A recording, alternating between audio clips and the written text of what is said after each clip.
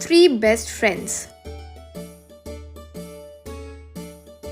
जपरा नाम के गांव में प्रीति, कीर्ति, कल्कि नाम के 3 दोस्त एक ही घर में मिलकर रहते थे। वे उनकी नौकरी करते हुए आराम से रहते थे।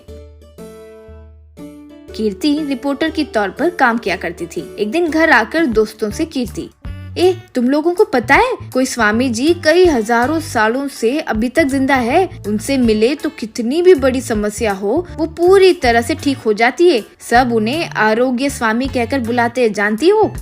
अरे तुम नाम के लिए तो रिपोर्टर हो, लेकिन ऐसे अंधविश्वास की कहानियों पर भी विश्वास करती हो क्या? देखो मैं झूठ नहीं बोल रही हूँ। उनके बारे में पिछले 300 सालों से इतिहासकार उनसे मिलकर उन पर लिखी गई कई सारी किताबें हैं। ये मैंने खुद पढ़ा है। वही नहीं, उन्हें जो चीजें पसंद है वही चीजों से अच्छे से खाना बनाकर दिल से उन्हें बुलाए तो वे प्रकट भी होते हैं। अरे अब ये सबसे हमें क्या लेना देना? हमें भगवान दास मामा जी के पास जाकर इतने दिन हो गए हैं। हम जैसे अनाथ को उन्होंने इतने अच्छे से पाला है, उनके बारे में बात करना चाहिए। और तुम लोग हो कि हेलो मैडम, इतनी टेंशन लेने की बात नहीं है। तुम अब बोल रही हो, लेकिन हमने तो प्लान भी कर लिया। बाहर कार तैयार भी है। वही नहीं, हमारे सामान के साथ साथ तुम्हारा भी सामान पैक कर चुके हैं। अब बस निकलते हैं, चलो। इससे तीनों खुशी से बाहर आए और अपने कार में गांव के लिए निकल गए। ऐसे कुछ देर ट्रैवल करके भगवान दास के घर आए। अब बाहर कुछ बच्चे खेल रहे थे। अंदर जाकर देखे तो भगवान दास बिस्तर पर बेचारा लेटा हुआ था। डॉक्टर उन्हें चेक कर रहे थे। वो देखकर कीर्ति ने डॉक्टर से पूछा, प्रॉब्लम क्या है पता नहीं चल रहा है। सब प्रकार के टेस्ट करवा चुका हूँ, सब में नॉर्मल ही आया है।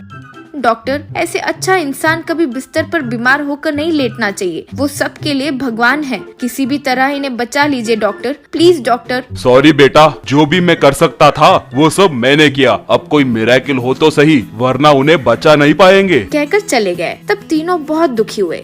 उस रात कीर्ति से प्रीति, अरे सुनो, पता नहीं तुमने वो सुबह स्वामी जी को क्यों याद किया, लेकिन मामा जी की स्थिति देखने से लग रहा है कि वो स्वामी जी के अलावा उन्हें और कोई नहीं बचा सकता। क्या हम उन्हें बुला सकते हैं?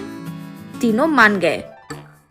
उस रात तीनों मिलकर जो स्वामी जी को पसंद है वो पकवान बनाकर उन्हें नमस्कार करके बुलाए। ऐसे कुछ समय बाद स्वामी जी उनके सामने प्रकट हुए। अब कीर्ति और उसके दोस्त उनके आगे नमस्कार करके उन्हें भगवान दास के बारे में सब कुछ बताए।